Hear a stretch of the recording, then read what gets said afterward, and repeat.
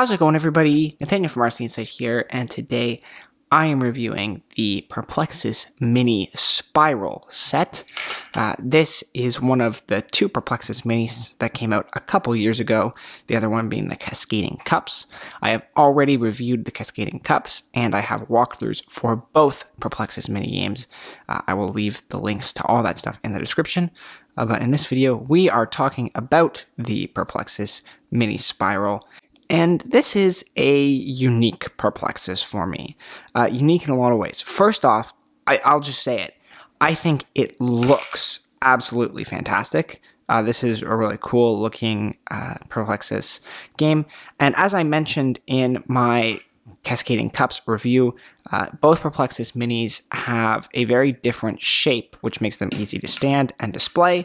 And actually, I think it's a nice departure from the traditional spherical shape with this oblong sort of oval shape. I actually quite like it.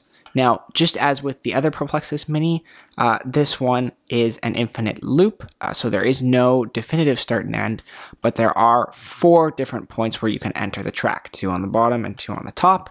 And so that means there's essentially 4 checkpoints on a closed loop circuit. Now, it is kind of unique to have a closed loop circuit. Again, I talked about this in my other review. It allows you to do cool things like time trials and speed runs.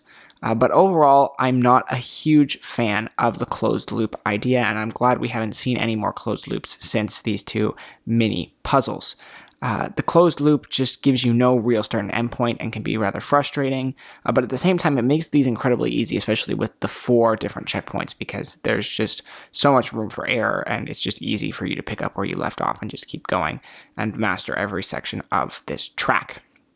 Speaking of this track, though, there are some unique obstacles in here, more so than in the Cascading Cups, that I want to point out. The first one is this really unique drop section here, where you have to, basically the marble runs down this section, and those little things that stick out are what actually keep the marble in place, and it creates this really cool sound effect. I'll do it for you. There you go. You heard it that time. So it creates that unique sound effect, and it's a little bit of a different obstacle, which I quite like. The other thing is they have a dual usage for this drop swing section here. So you can see that it swings at the top, and I've seen this both as individuals, so dropping in from under the spiral and then moving it along there, but then also up here where it moves along the track. I've seen a piece like that, an arm piece like that, separately, but I've not seen an arm piece combined where it has 2 separate functions, and I think that's just kind of a cool little touch here. Also, just a nice thin wire along the bottom here that you have to go across. That's not necessarily unique, but a decent obstacle, as is this one here, where it's not what I would consider to be a butterfly section, but it has a challenge because it's very easy to roll off the end of the obstacle there.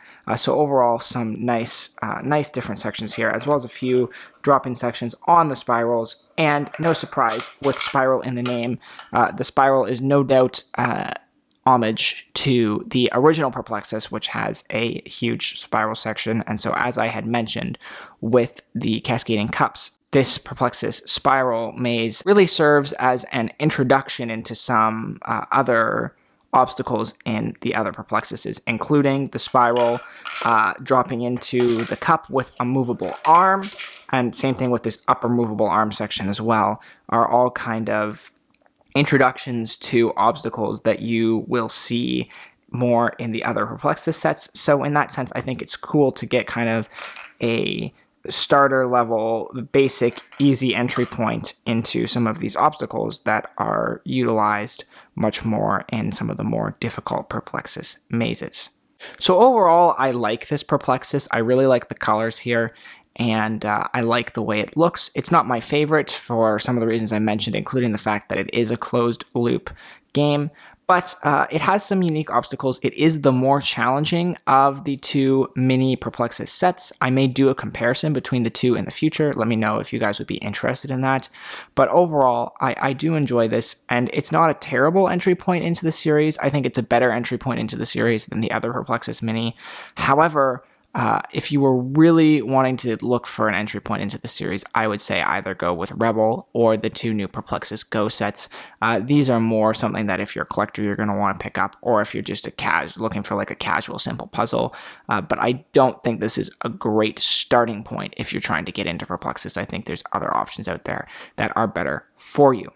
So that is my review of the Perplexus Mini Spiral maze game, guys. I hope you found this useful. I hope you liked it. If you did, click the like button down below to show your support.